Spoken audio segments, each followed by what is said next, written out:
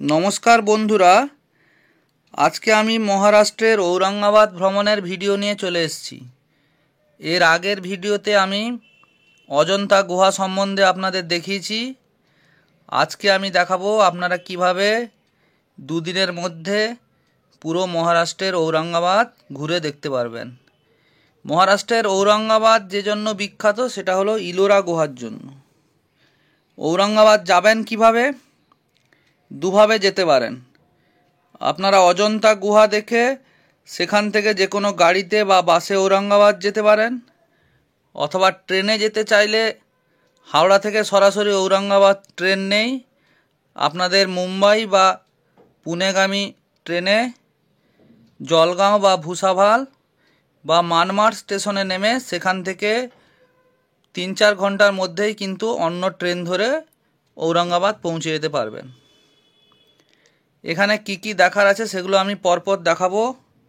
তাহলে এবার শুরু করা যাক। আমি আজকে সকালে অজন্তা গুহা দেখার পর সেখান থেকে একটা গাড়িতে করে চলে এসেছি ঔরঙ্গাবাদ।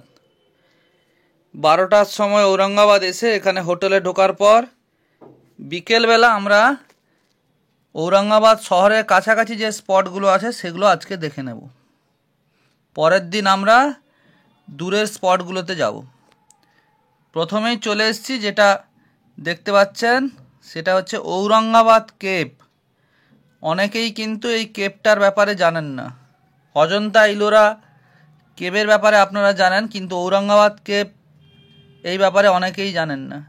ঔরঙ্গাবাদ শহরের খুব কাছাকাছি আছে এই ঔরঙ্গাবাদ কেভ। একটা পূর্ব থেকে পশ্চিমে প্রবাহিত পাহাড়ের দু সাইডে টোটাল 12টা গুহা আছে। এগুলো সাধারণত বৌদ্ধ মন্দির। এই গুহাগুলোর নির্মাণ হয়েছিল খ্রিস্টীয় 6ষ্ঠ ও 7ম শতাব্দীতে। এখানে একটা ব্যাপার আছে, একটা পাহাড়ের দু প্রান্তে দুদিকের ঢালে গুহাগুলো আছে। প্রথম একটা সাইডে আছে 1 থেকে 5 অবধি গুহা, যেটাকে বলা হয় ওয়েস্টার্ন গ্রুপ। আর এর উল্টো দিকে 6 থেকে 9 অবধি যে গুহাগুলো আছে তাকে বলা হয় ইস্টার্ন গ্রুপ। আর বাকি 10 থেকে যে 12 এই গুহাগুলো, এগুলো হলো অসমাপ্ত গুহা। এই যে ছবি দেখতে পাচ্ছেন, এটা কিন্তু এই গুহাটা কিন্তু পুরোপুরি কমপ্লিট করা হয়নি। এই গুহাগুলোতে হীনযান এবং মহাযান উভয় শিল্পকর্মই দেখা যায়। আর এখানে একটা কথা বলে রাখি, আপনারা যত স্পট আছে ঔরঙ্গাবাদের সমস্ত স্পটেই কিন্তু সাধারণত 15 বছরের নিচে বাচ্চাদের কোনো টিকিট লাগছে না। আর আরেকটা বিষয় খেয়াল রাখবেন, আপনারা যখন অজন্তা ইলোরা ভ্রমণে আসবেন, সোমবার অজন্তা বন্ধ থাকে, মঙ্গলবার ইলোরা বন্ধ থাকে। সেইভাবে কিন্তু আপনারা প্ল্যানটা সাজাবেন। আর এই গুহায় ঢুকতে গেলে এই যে ঔরঙ্গাবাদ কেভ যেটা এখন দেখছেন, একটাই টিকিট কাটবেন। প্রথমে একদিকের গুহাগুলো দেখে নেবেন, সেইটা দেখা হয়ে গেলে আপনারা যে অটো বা গাড়িতে আসবেন তারাই আবার আপনাকে অন্য দিকের গুহাগুলোয় নিয়ে যাবে। দুদিকেই টিকিট কাউন্টার আছে, টিকিট ভালো করে আপনাদের রেখে দিতে হবে। সেই একই টিকিটেই কিন্তু পাহাড়ের অন্য ঢালের গুহাগুলো দেখতে পারবেন। মোটামুটি আমরা দেখে নিলাম ঔরঙ্গাবাদ কেভের বিভিন্ন গুহাগুলো। এইবারে আমরা এরপরে চলে যাব যে স্পটে, সেটা হচ্ছে আরেকটা বিখ্যাত জায়গা বিবি কা মকবরা, যেটাকে দেখে কিন্তু অনেকে তাজমহল ভেবেও ভুল করতে পারেন।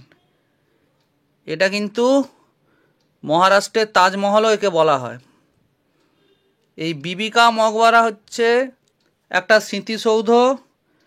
মুঘল সম্রাট ঔরঙ্গজেব তার স্ত্রীর স্মৃতিতে এটা তৈরি করেছিলেন, তিনি পুরোপুরি কমপ্লিট করতে পারেননি। পরবর্তীকালে তার পুত্র এটাকে কমপ্লিট করেন। আস্তে আস্তে আমরা এর ভেতরে ঢুকে যাব। বিবিকা মকবরার মধ্যে ঢুকে গেছি। এর একদম নিচে আছে মুঘল সম্রাট ঔরঙ্গজেবের স্ত্রীর সমাধি। এখনই আপনাদের দেখাবো।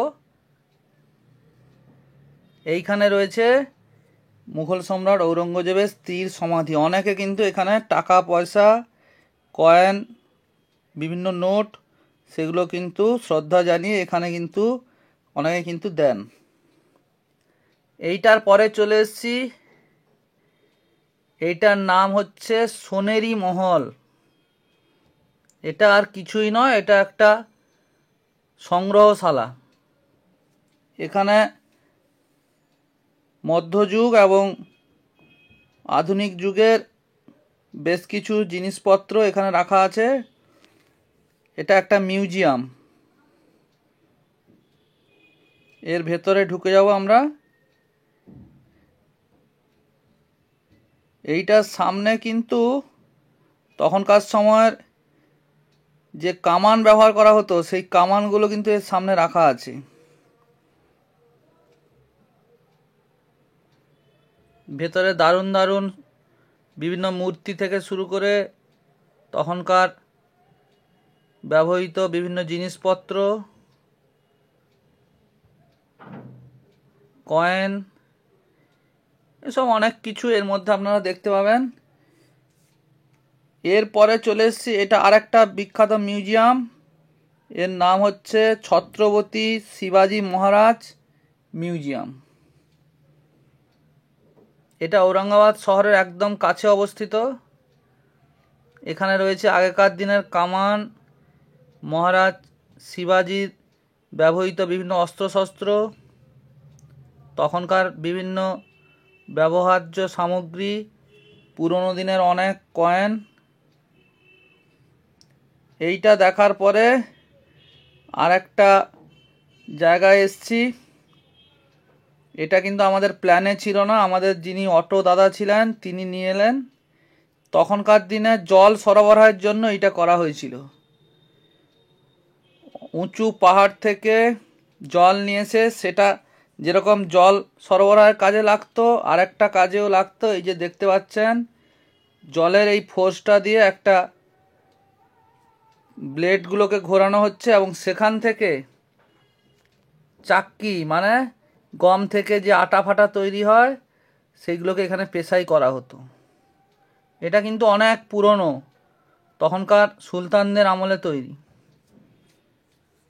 এইবারে পরের দিন সকালে, ওই দিন বিকেলে আর বেশি কিছু দেখা গেল না, সময় কম ছিল। পরের দিন সকালবেলা বেরিয়ে পড়েছি। এইবারে আমাদের যেতে হবে দূরের স্পটগুলোতে। অবশ্যই তার মধ্যে থাকবে ইলোরা গুহা। দেখা যাক আমাদের অটো দাদা প্রথম কোথায় নিয়ে যান।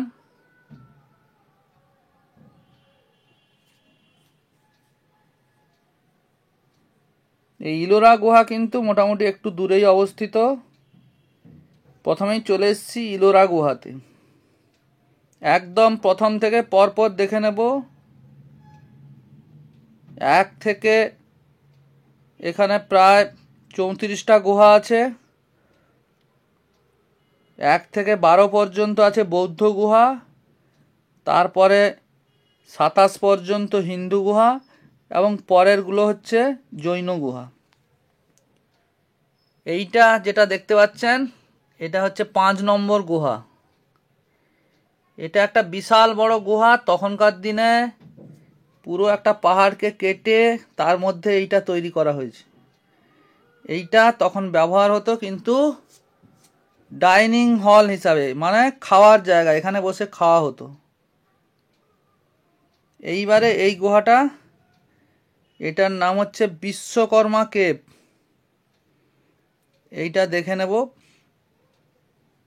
এটা কিন্তু একটা চৈত্য। এই ধরনের গুহা কিন্তু অজন্তায় বেশ কয়েকটা আছে, অজন্তার সঙ্গে কিন্তু এই গুহাটার অনেক মিল আছে। এইবারে চলে আসবো 11 নম্বর গুহা। এইটা একটা বিশাল বড় গুহা।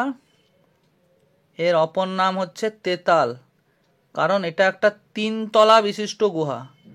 এইটা পুরোটা ঘুরে দেখতে বেশ কিছুক্ষণ সময় লাগবে। পরপর দেখে নেব এটার মধ্যে কি আছে, সেইগুলো আমরা এবারে দেখে নেব।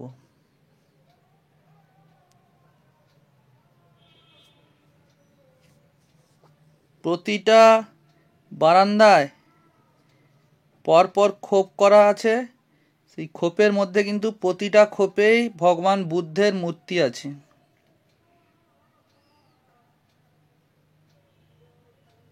সিঁড়ি বেয়ে আস্তে আস্তে উপরে উঠে যাব, দোতলায় কি আছে দেখা যাক।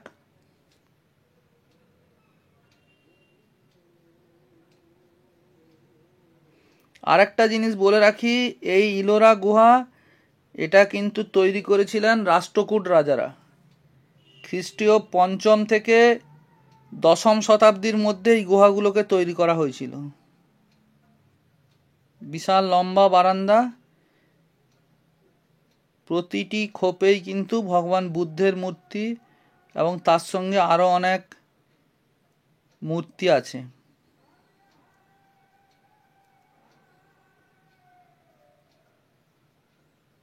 এটাও একটা বৌদ্ধ গুহা। পুরো পাহাড়কে কেটে এইগুলো তৈরি করা হয়েছে। একটা একটা গুহা বানাতে অনেক দিন সময় লেগেছে।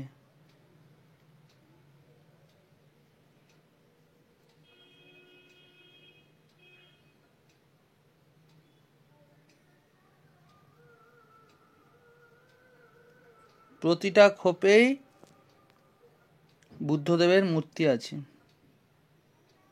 তিনি তার শিষ্যদের উপদেশ দিচ্ছেন, সেই শিল্প কর্মগুলো এখানে খোদাই করা আছে। এইবারে সিঁড়ি বেয়ে চলে যাচ্ছি একদম 3 তলায়।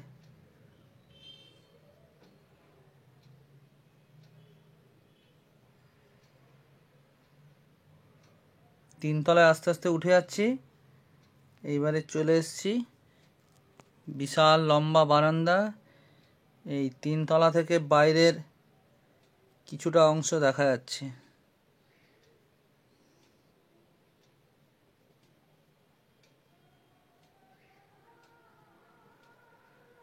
এখানে কি আছে পরপর দেখব।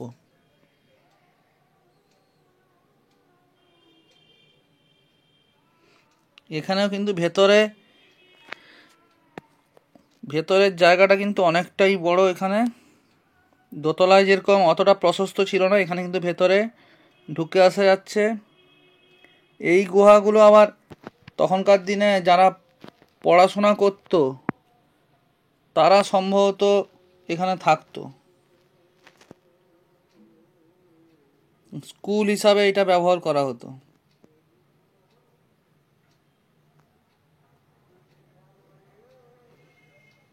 এখানেও মেন কেন্দ্রস্থলে ভগবান বুদ্ধের মূর্তি আছে।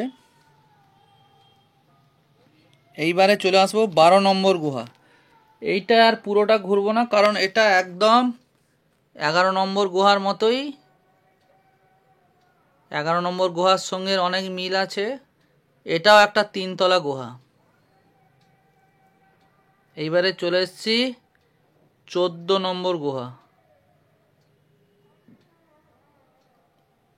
এইটা পুরোটা ঘুরে দেখব। আপনাদের এই ইলোরা গুহাটাই শুধু ঘুরে দেখতে, যদি প্রত্যেকটা গুহা দেখতে চান তাহলে কিন্তু অন্তত 3 ঘন্টা সময় লাগবে।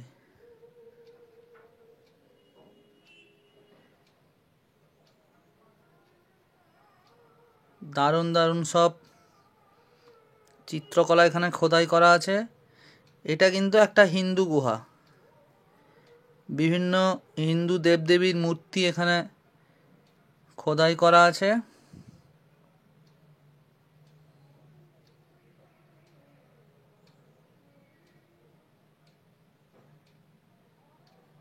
প্রতিটা দেওয়ালে কিন্তু প্রচুর মূর্তি খোদাই করা আছে। এইখানটায় মূল মন্দিরের মাঝখানে সম্ভবত কোনো শিবলিঙ্গ ছিল, সেটা এখন নেই।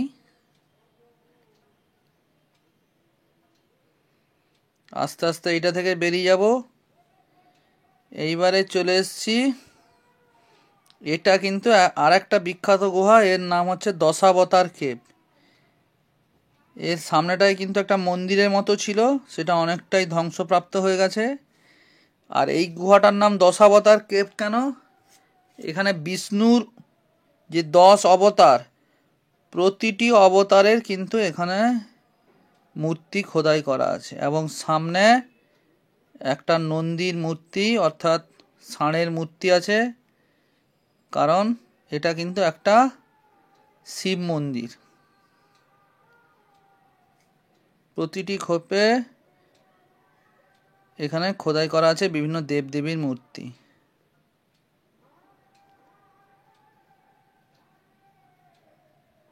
বরাহদেব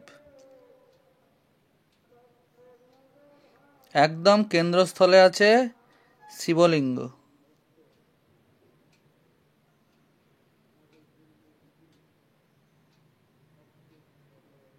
দেবী দুর্গারও মূর্তি আছে।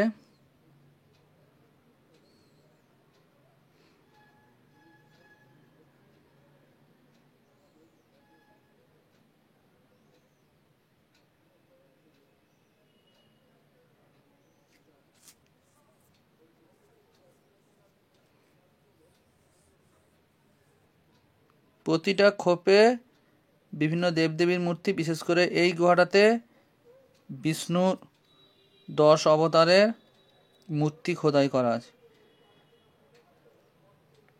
এইবারে চলে যাব সেই বিখ্যাত গুহা, যেটার জন্য মূলত এখানে আসা এবং বিভিন্ন দর্শক এখানে চলে আসেন। এই যে দেখতে পাচ্ছেন, এটা হচ্ছে ইলোরার কৈলাস মন্দির। এত পুরনো মন্দির এই মুহূর্তে ভারতে আর আছে কিনা সন্দেহ আছে। এটা একটা অপূর্ব গুহা, এবং তখনকার দিনে একটা গোটা পাহাড়কে ওপর থেকে ধীরে ধীরে কেটে কেটে এই গুহাটা তৈরি করা হয়েছে। একটা আস্ত পাহাড়কে কেটে পুরো গুহাটা তৈরি করা হয়েছে।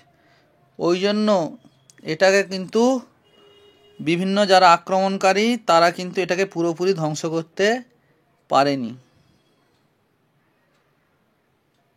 সম্ভবত রাষ্ট্রকূট রাজা প্রথম কৃষ্ণ, তিনি এই ইলোরার কৈলাস মন্দিরটা তৈরি করেছিলেন। প্রথমে এর বাইরেটা পুরোটা দেখে নেব, তারপরে ধীরে ধীরে ভেতরে ঢুকে ভেতরে অংশগুলো দেখব। এর চারপাশটা অনেক দৈর্ঘ্য এবং প্রস্থে অনেকটাই, প্রতিটা খোপে বিভিন্ন মূর্তি আছে। এটা শুধু এই কৈলাস মন্দিরটাই পুরোটা দেখতে 1-1.5 ঘন্টা সময় লেগে যাবে।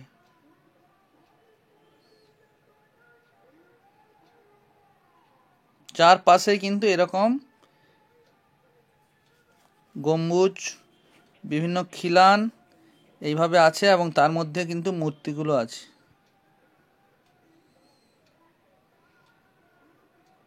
অপূর্ব শিল্পকর্ম, পুরো একটা আস্ত পাহাড়কে উপর থেকে কেটে কেটে এইটা তৈরি করা হয়েছে। এই যে স্তম্ভ যেটা, প্লাস এই কৈলাস মন্দিরের সামনের যে অংশ, এটা কিন্তু আপনারা খেয়াল করে দেখবেন, বর্তমানে আমাদের যে 20 টাকার নোট, সেই নোটের সামনে কিন্তু এই কৈলাস মন্দিরের সামনের অংশটার ছবিও থাকে।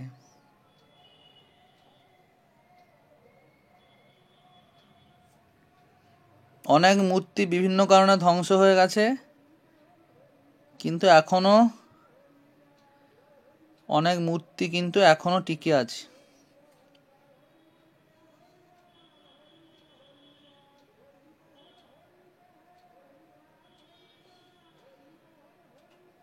এই বাইরের অংশগুলো মোটামুটি দেখা হয়ে গেল। এইবারে মন্দিরের ভেতরে ঢুকে যাব। কেভ নম্বর 16, এটাই হচ্ছে ইলোরার কৈলাস মন্দির। আস্তে আস্তে ভেতরে ঢুকে যাব।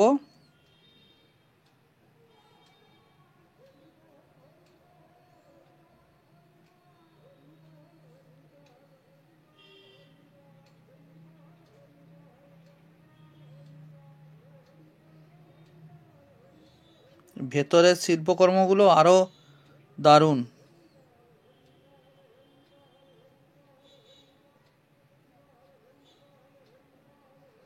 আর একটা বিষয়ও অবাক করে, এখান থেকে অনেক পাথর বেরিয়েছিল। সেই যে বাড়তি পাথরগুলোকে কোথায় ফেলা হলো সেটা কিন্তু কেউ এখন অবধি জানতে পারেননি।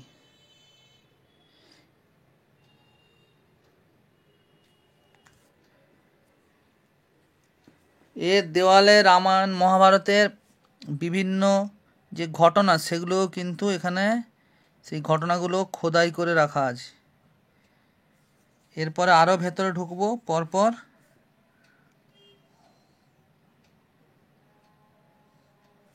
এটা একটা নন্দীর মূর্তি।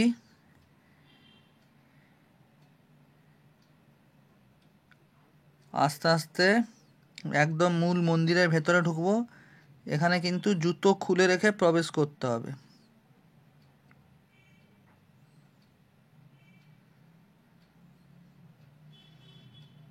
ধীরে ধীরে একদম গর্ভগৃহের দিকে এগিয়ে যাচ্ছি।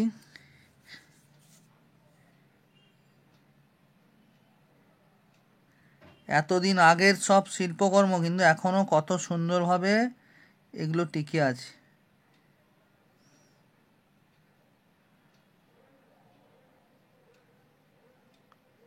এটা একদম ভেতরে শিবলিঙ্গ। এই জায়গাটা অন্ধকার, সেই কারণে খুব একটা ভালোভাবে দেখা যাচ্ছে না। কত সুন্দর এই পিলারগুলোর গায়ে সব নকশা করা আছে।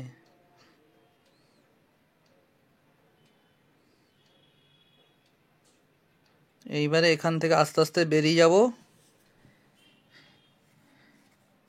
এইবারে চলে এসেছি পরের গুহাতে।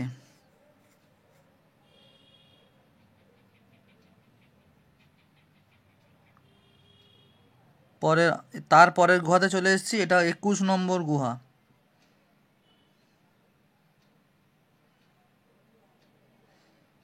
সময়ের অভাব থাকলে আপনারা সব গুহা নাও দেখতে পারেন, কিন্তু বেশ কিছু গুরুত্বপূর্ণ গুহা যেগুলো আছে সেগুলো একদমই মিস করবেন না। প্রতিটা গুহার যে ধাঁচগুলো মোটামুটি অনেকটাই একই রকম।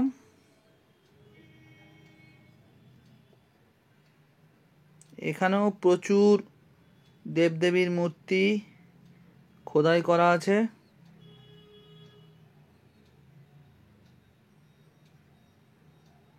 ভগবান শিবের মূর্তি।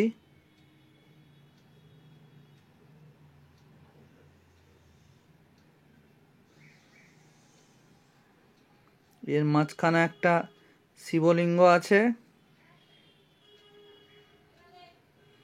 এইবারে এইটা যে দেখতে পাচ্ছেন এটা কিন্তু একটা জলাশয়।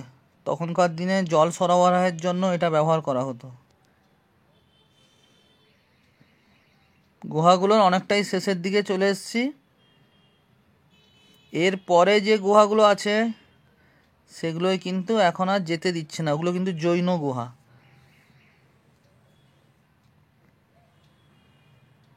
এইটা দেখে নি, ওদিকে আর যেতে দিচ্ছে না। এটা 26 নম্বর গুহা। এই গুহাটার মেন গেটের দুদিকে দুটো মূর্তি আছে, একটা গঙ্গা, একটা যমুনা।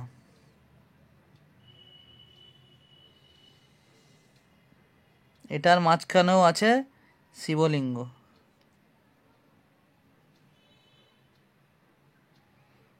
এটাই মোটামুটি লাস্ট, কারণ ওদিকে আর যেতে দিচ্ছে না। এখানটা একটা ওয়াটার ফলস আছে, তাই এখানে আর দেখা যাবে না। এবার এখান থেকে চলে যেতে হবে।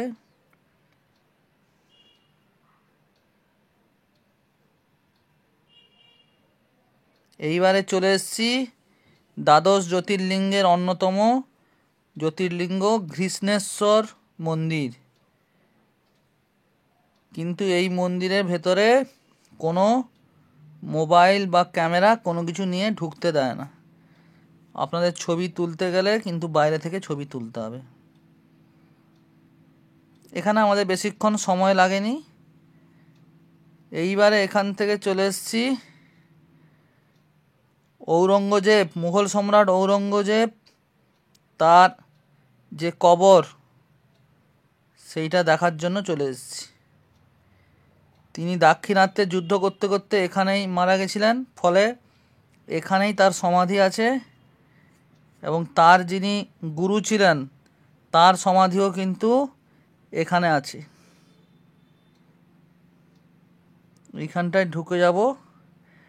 অত্যন্ত সাদামাঠা একটা কবর, কারণ মুঘল সম্রাট ঔরঙ্গজেব তিনি চাইতেন না তার এই কবরস্থানের পেছনে বেশি খরচ হোক। এইবারে চলে এসেছি, এটা হচ্ছে একটা হনুমান মন্দির, বজরংবলীর মন্দির। এর নাম হচ্ছে ভদ্রা মারুতি টেম্পল। এখানেও কিন্তু মোবাইল নিয়ে ঢুকতে দেবে না, তাই ছবি তুলতে গেলে বাইরে থেকেই ছবি তুলতে হবে। এই জায়গাটা কিন্তু দুর্দান্ত লাগবে আপনাদের।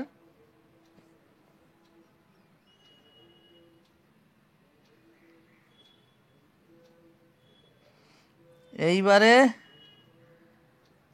লাস্ট যেটা আজকে যাচ্ছি, দূর থেকে দেখা যাচ্ছে একটা বিখ্যাত দুর্গ, যার নাম হচ্ছে দেবগিরি ফোর্ট বা দৌলতাবাদ ফোর্ট।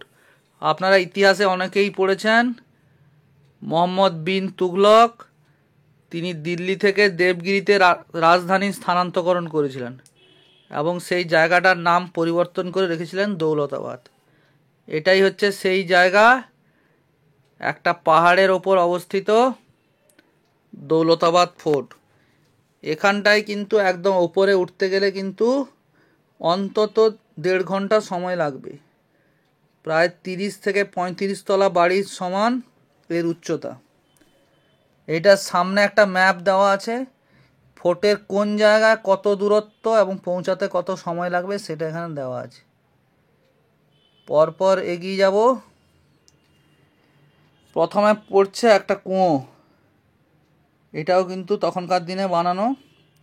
এই দেবগিরি ফোর্ট প্রথম নির্মাণ করেছিলেন যিনি, তিনি হচ্ছেন, এই যে ছবিতে দেখা যাচ্ছে, যাদব রাজা ভিল্লামা পঞ্চম। পরবর্তীকালে এটা আলাউদ্দিন খলজির দখলে চলে যায়। আরও পরবর্তীকালে, যেটা একটু আগে বললাম, সুলতান মোহাম্মদ বিন তুগলক এর নাম পরিবর্তন করে রাখেন দৌলতাবাদ। পরবর্তীকালে এটা দখল করে নেন মুঘল সম্রাট ঔরঙ্গজেব এবং লাস্টে এটা মারাঠাদের হাতে যায়। এইটা একটা মন্দিরের অংশ বিশেষ, এর নাম হচ্ছে ভারত মাতার মন্দির। এই যে মিনারটা দেখছেন, ফোর্টে ঢোকার আগে একটা অনেক উঁচু মিনার দেখতে পাওয়া যাবে। এটা ভারতের দ্বিতীয় উচ্চতম মিনার। সবচেয়ে উচ্চতম মিনার হচ্ছে দিল্লির কুতুব মিনার, তারপরে এটার নাম হচ্ছে চাঁদ মিনার। এটা নির্মাণ করেছিলেন বাহমনি সুলতান বহমন শাহ। পুরো উপরে উঠব ফোর্টটার, মেন দরজা দিয়ে আস্তে আস্তে ভেতরে ঢুকে যাব। ওই যে উপরে দেখা যাচ্ছে আসল দুর্গ।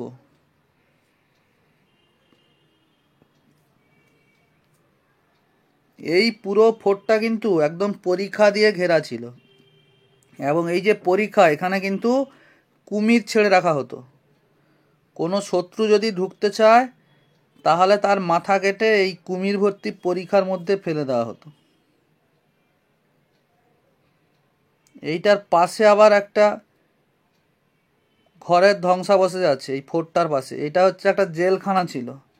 এই জেলখানায় মুঘল সম্রাট ঔরঙ্গজেব গোলকুন্ডার সুলতান তানা শাহকে বন্দি করে রেখেছিলেন।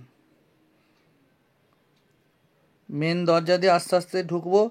এইটা একটা ব্রিজ, মেন ফোর্টে ঢোকার জন্য একটা ব্রিজ। সেটা কিন্তু আগে চামড়ার ব্রিজ ছিল। সেই যখন শত্রুরা আক্রমণ করতো ওই চামড়ার ব্রিজটাকে খুলে নেওয়া হতো এবং শত্রুরা ওই কুমির ভর্তি পরিখার মধ্যে পড়ে যেত। মেন দরজাগুলো কিন্তু অনেক শক্তপোক্ত ছিল এবং এই দরজার গায়ে লোহার ফলা থাকতো, কারণ তখনকার দিনে এই দরজাগুলোকে ভাঙার জন্য পাগলা হাতিকে ব্যবহার করা হতো। সেই পাগলা হাতিগুলো এই লোহার ফলায় তাদের গায়ে লাগতো, ফলে তারা ভয় পেয়ে চলে যেত। এই যে শিকলটা দেখছেন, এটাও কিন্তু বিশাল ওজন। আর এখানে ওঠার জন্য কিন্তু খুব সংকীর্ণ সিঁড়ি আছে, এবং রাস্তায় কিন্তু অনেক ভুল ভুলাইয়া আছে। যে কেউ কিন্তু ভুল করে ওর মধ্যে ঢুকে গেলে শত্রুরা ভুল করে নিজেরাই নিজেদের মধ্যে যুদ্ধ করবে। এটা আরেকটা জায়গা, এখানে শত্রু ঢুকলে মাথা কেটে পরীক্ষার মধ্যে ফেলে দেওয়া হতো। প্রায় অর্ধেকটা ওঠার পরে পড়বে গণপতি বাপ্পার মন্দির। এখানকার ইনি হচ্ছেন পূজারী, ইনার সঙ্গে অনেক গল্প হলো। এইবারে অনেকটা চলে এসেছি, আরও অনেকটা উঠতে হবে সিঁড়ি বেয়ে।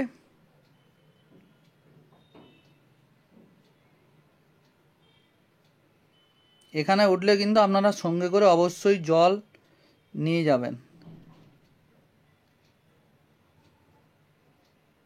এই যে উপরে দেখা যাচ্ছে যেটা, সেটা হচ্ছে মেন যে ফোর্টের যে মেন মহল, সেটা দেখা যাচ্ছে। অনেকটা উঁচুতে চলে এসেছি।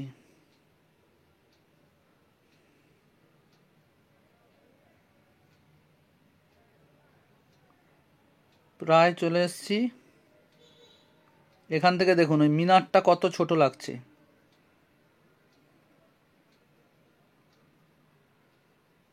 এটাই আসল রাজপ্রাসাদ ফোর্টের উপরে। তখনকার রাজাদের তাদের পরিবারও এখানে থাকতেন, এবং বিভিন্ন এখানে রাজসভাও বসতো। এটা একটা খুব সুরক্ষিত দুর্গ, মানে উপরে উঠে আসতে গেলে কিন্তু শত্রুদের অনেক বাধা পেরিয়ে এখানে আসতে হবে। আরেকটু উঁচুতে উঠলাম, এইখানে একটা কামান রাখা আছে, এর নাম হচ্ছে কালা পাহাড় কামান। এই কামানটার একটা বৈশিষ্ট্য হলো এটাকে 3 দিকে ঘোরানো যাবে, কিন্তু দুর্গের দিকে কিন্তু ঘোরানো যাবে না, বাকি 3 দিকে ঘোরানো যাবে। ফোর্টের প্রায় একদম উঁচুতে চলে এসেছি। এইবারে লাস্ট সবচেয়ে উঁচু যে অংশ সেটাই উঠবো। এটা হচ্ছে দুর্গা কামান, এখানে রাখা আছে। এই কামানটা সম্ভবত খলজি বা তুঘলক আমলে তৈরি। এইটা হচ্ছে ফোর্টের একদম সবচেয়ে উপরের অংশ। এখান থেকে চাঁদ মিনারটাকে কত ছোট লাগছে। আজকের মতো আমরা ঔরঙ্গাবাদ ঘোরা আমাদের শেষ হয়ে গেল।